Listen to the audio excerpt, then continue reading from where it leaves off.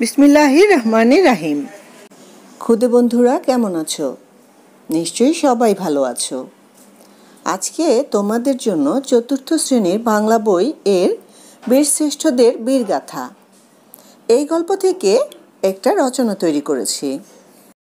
রচনাটি একজন বীরশ্রেষ্ঠ অথবা বীরশ্রেষ্ঠ মহিউদ্দিন জাহাঙ্গীর যে কোনো একটি নামে পড়তে পারবে। ভূমিকা: বাংলাদেশের স্বাধীনতা যুদ্ধে 7 জনকে অসীম সাহসিকতার জন্য রাষ্ট্র বীরশ্রেষ্ঠ উপাধিতে ভূষিত করেন। স্বাধীনতা যুদ্ধের 7 জন বীরশ্রেষ্ঠের মধ্যে অন্যতম একজন হলেন মহিউদ্দিন জাহাঙ্গীর। জন্ম: জাহাঙ্গীরের জন্ম 1949 সালের 7 মার্চ বরিশাল জেলার বাবুগঞ্জ উপজেলার রহিমগঞ্জ গ্রামে। তার পিতার নাম আব্দুল মোতালেব হাওলাদার এবং মায়ের নাম সাফিয়া বেগম। পলায়ন: মুক্তিযুদ্ধ যখন শুরু হয় তখন তিনি পশ্চিম পাকিস্তানে ছিলেন। তিনি 3 সহকর্মী সহ সিদ্ধান্ত নিলেন পাকিস্তান সামরিক বাহিনী ত্যাগ করে মুক্তিবাহিনীতে যোগ দিবেন।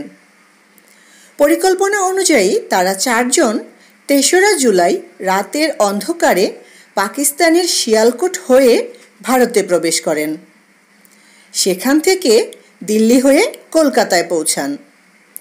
4 জন বীর সেনাকে স্বাগত জানান মুক্তিযুদ্ধে প্রধান সেনাপতি জেনারেল আতাউল গনি ওসমানী। মুক্তিযুদ্ধে যোগদান ও অবসান: মুক্তিযুদ্ধে যোগদানের পর ক্যাপ্টেন জাহাঙ্গীরকে পাঠানো হয় 7 নম্বর সেক্টরে। সেখান থেকে তিনি মালদহ জেলার মেহেদিপুর মুক্তিবাহিনী ক্যাম্পে যোগ দেন। তিনি এই সাব সেক্টরের কমান্ডার ছিলেন। যুদ্ধে সাহস ও ক্ষিপ্রতার কারণে তার আক্রমণের ধারা ছিল ভিন্ন। অনেকগুলো অপারেশনের নেতৃত্ব দিয়ে শত্রু সেনাদের খতম করেন তিনি। সবশেষে তাকে রাজশাহীর চাঁপাইনবাবগঞ্জের দায়িত্ব দেওয়া হয়। তিনি চাঁপাইনবাবগঞ্জের বাঘবাড়িয়ার মুক্তিবাহিনীর ক্যাম্প থেকে বের হয়ে রেহাইচরের কাছ দিয়ে নৌকায় করে মহানন্দা নদী পার হন। তারপর অত্যন্ত ক্ষিপ্রতার সঙ্গে পাকিস্তানি সেনাদের বাংকারে আক্রমণ চালান, ধ্বংস করেন তাদের সুরক্ষিত বাংকার।